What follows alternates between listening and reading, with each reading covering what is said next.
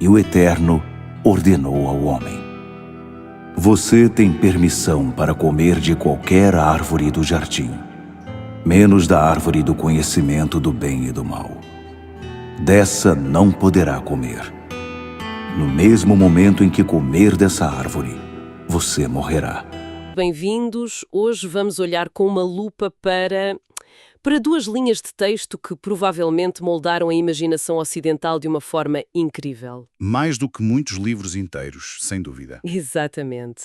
Falo de Gênesis, capítulo 2, versículos 16 a 17.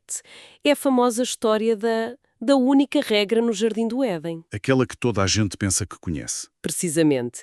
E para nos guiar temos um conjunto de fontes muito interessante. O texto bíblico, claro, mas também análise de especialistas como Klaus Westermann e John H. Walton. E ainda excertos de obras de reflexão mais clássicas, como Patriarcas e Profetas e Educação. A nossa missão aqui é tentar desmontar a ideia de que isto é só uma história sobre uma proibição arbitrária. Certo. Queremos perceber se, no fundo, isto não é uma meditação muito profunda sobre liberdade, sobre confiança e sobre os limites que, paradoxalmente, nos podem libertar. É um excelente ponto de partida, porque a memória que temos disto é quase sempre negativa, não é? Foca-se na restrição, no teste, Na falha. na falha iminente. Exatamente. Mas o que as fontes nos mostram, quando lemos com atenção, é que a história não começa com um não. Começa com um sim. Começa com um sim avassalador. A narrativa, na sua essência, é sobre permissão, não sobre proibição. Ok, vamos então começar por aí, porque isso já contraria a ideia que a maioria das pessoas tem. As fontes insistem que a narrativa não começa com restrição. Mas sim com uma liberdade imensa. Vou citar a passagem numa tradução que tenta captar a força do original. O Eterno ordenou ao homem: Você tem permissão para comer de qualquer árvore do jardim, menos da árvore do conhecimento do bem e do mal. No mesmo momento em que comer dessa árvore, você morrerá. Pronto. O que me salta logo à vista, com base na nossa análise, é a ordem. A primeira palavra é sobre liberdade. Exatamente. E isso não é um pormenor. Quer dizer, é o enquadramento de toda a cena. A vida no Éden é definida por uma abundância radical. A permissão é a atmosfera que se respira. E a proibição é. É um único ponto no mapa. E as fontes que temos indicam que isto é ainda mais forte na língua original, no hebraico. Sim, eu li sobre isso e fiquei surpreendida. A tradução que usamos, tem permissão para comer, parece que não capta a força toda da ideia, certo? É isso mesmo. Não capta a intensidade. O texto hebraico usa uma figura de estilo, o infinitivo absoluto, que duplica o verbo para o intensificar. E o que é que isso significa na prática? A expressão é ahol torrel. Uma tradução literal seria comendo comerás. O que, pronto, não nos diz muito. Mas o significado idiomático é claro. Significa podes comer livremente. Ah, ok. O comes à vontade, banqueteia-te, é um convite entusiástico a desfrutar de tudo. Então a imagem não é de um guarda a vigiar um pomar. De todo, é de um anfitrião generoso que abre as portas de casa e diz: está à vontade, serve-te de tudo. O ser humano não começa a sua existência rodeado de vedações, mas sim mergulhado numa torrente de sims. Isso muda a perspectiva.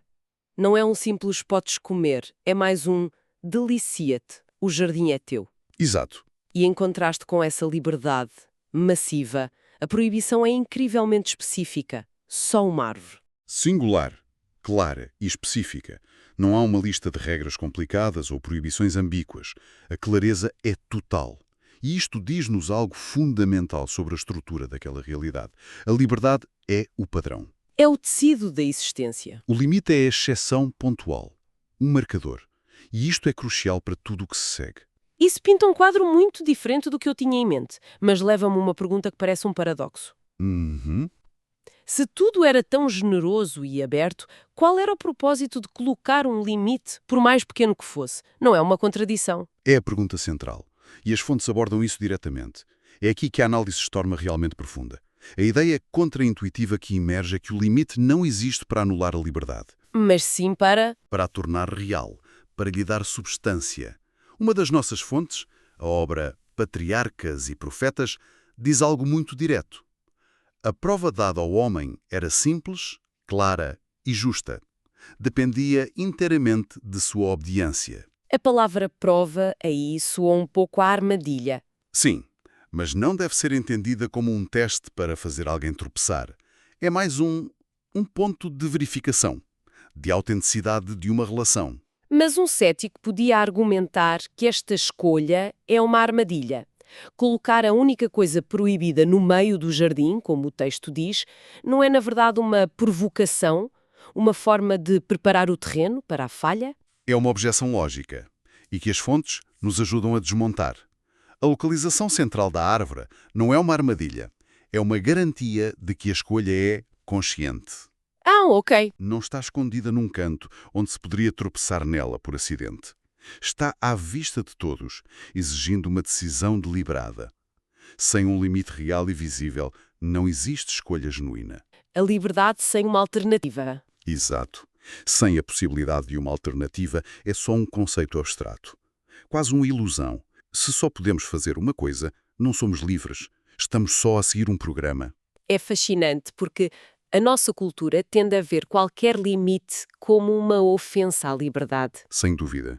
Mas o que as fontes sugerem é que uma liberdade sem contornos, sem um outro lado para escolher, é vazia. É como jogar um jogo sem regras. É uma analogia perfeita. Não há vitória nem derrota, só caos. A regra não é uma cerca, é mais como a linha de fundo num campo de ténis. Sem ela, o jogo não tem sentido. E essa linha de fundo, esse limite, transforma a liberdade em Responsabilidade concreta. É o ponto onde a confiança deixa de ser uma ideia e se torna uma ação tangível. Uma relação autêntica exige a possibilidade real de escolher o contrário. a possibilidade de não confiar. Exatamente. A árvore não existe para provocar a queda, mas para que a lealdade e o amor sejam autênticos. Sem a opção real de dizer não, o sim não tem qualquer valor. É apenas o eco de uma ordem. Entendo a lógica, mas é um conceito difícil de aceitar. A maioria das pessoas diria que o amor perfeito não devia sequer contemplar a possibilidade de rejeição. E as fontes explicam isso ao sublinhar que o amor e a confiança não podem ser coagidos. Se não houver a liberdade para partir, a decisão de ficar não é verdadeiramente uma decisão. É uma inevitabilidade. É isso. A existência da árvore é a garantia de que o ser humano não é um autómato. É a prova de que a relação se baseia na liberdade e na confiança, não no poder e no controlo. É um risco, claro, Um risco enorme. mas é o risco que torna o amor significativo. Ok, a lógica da escolha faz sentido, mesmo que seja desconfortável, mas isso leva-nos diretamente à consequência, que parece desproporcional. Uhum. No mesmo momento em que comer dessa árvore, você morrerá. Isto soa terrivelmente a uma ameaça, um castigo arbitrário. Quebra a minha regra e eu aniquilo-te. Como é que as fontes lidam com isto? Lidamos com isso mudando completamente o paradigma de castigo para consequência. A leitura imediata é de facto a de uma ameaça, mas as fontes que analisamos, incluindo a obra O Desejado de Todas as Nações, oferecem uma perspectiva radicalmente diferente. E qual é? Uma frase-chave que encontramos é: separar-se de Deus é separar-se da vida. E isto muda tudo. Ou seja, a morte não é uma punição imposta por uma força externa. Exato.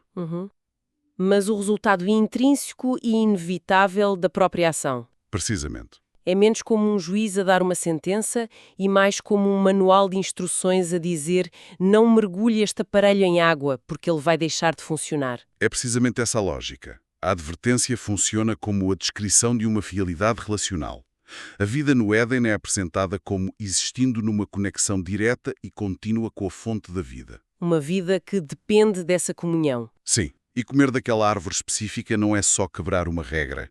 Simbolicamente representa o ato de cortar essa ligação.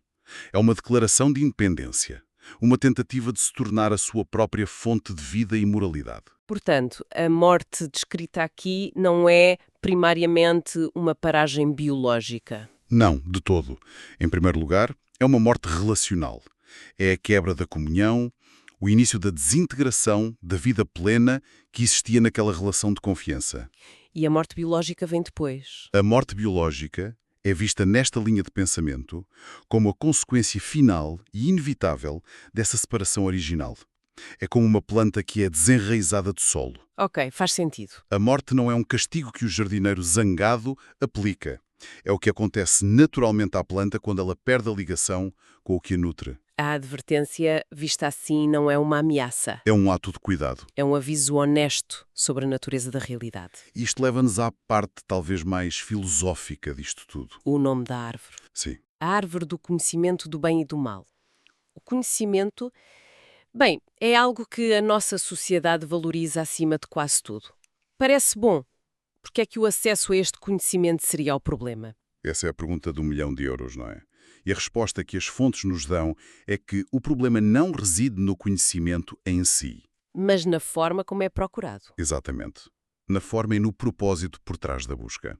Não se trata de uma proibição ao saber, mas de um alerta contra a tentativa de alcançar uma autonomia moral absoluta. Uma autonomia desligada da relação com o Criador. Quer dizer, não se trata de aprender factos novos, como descobrir a lei da gravidade. De todo. Os nossos estudos, com base em especialistas como o John H. Walton, explicam que a expressão conhecimento do bem e do mal é um idioma. Uma expressão fixa. Sim, não descreve uma mera aquisição de informação. Na cultura do Antigo Oriente, esta expressão refere-se à capacidade de decidir soberanamente, de julgar o que é bom e o que é mau. Ou seja, comer da árvore. Simbolicamente, representa o desejo de usurpar essa função. É querer ser a fonte final da autoridade moral, sentar-se na cadeira do juiz e decidir as regras do jogo. E há aqui um ponto que as fontes salientam e que me pareceu crucial. O ser humano já conhecia o bem. Exatamente. Vivia-o, respirava-o diariamente. Habitava um jardim descrito como muito bom, numa relação de harmonia. Com provisão abundante, comunhão aberta. O bem não era um conceito abstrato, era a sua realidade vivida. O que a árvore oferecia não era o conhecimento do bem. Era o conhecimento experiencial do mal. Era o acesso a uma dimensão da realidade, a da ruptura, do medo, da vergonha, da desconfiança, que até então lhe era completamente alheia. Então foi a busca por um conhecimento fora do tempo certo e, mais importante, fora da relação certa. Precisamente. Um atalho que prometia sabedoria, mas que, na verdade, só levou à desintegração. Exatamente. Não era uma questão de saber mais, mas de ser a fonte do saber. Foi a tentativa de alcançar uma autonomia desligada da fonte da própria vida. O resultado, como a narrativa descreve, não foi iluminação. Foi medo. Medo, acusação, esconderijo. A busca por um poder que não lhes pertencia acabou por lhes roubar a liberdade que já possuíam. É impressionante. Uma leitura atenta, guiada por estas fontes, transforma a história. Recapitulando então, o que parecia ser uma história sobre uma regra arbitrária para testar a obediência cega... Revela-se ser sobre uma relação. Exato. Uma relação fundada numa liberdade quase ilimitada, onde um único limite, claro e visível, existe não para restringir, mas para dar significado a essa liberdade e proteger a vida que nasce da confiança. É isso mesmo. E, consequentemente, a tragédia da história, segundo esta análise, não nasce da existência do limite. Muitas vezes culpamos a regra, não é? Sim, é o mais fácil. Mas a análise sugere que a tragédia nasce da perda de confiança naquele que concedeu toda a abundância.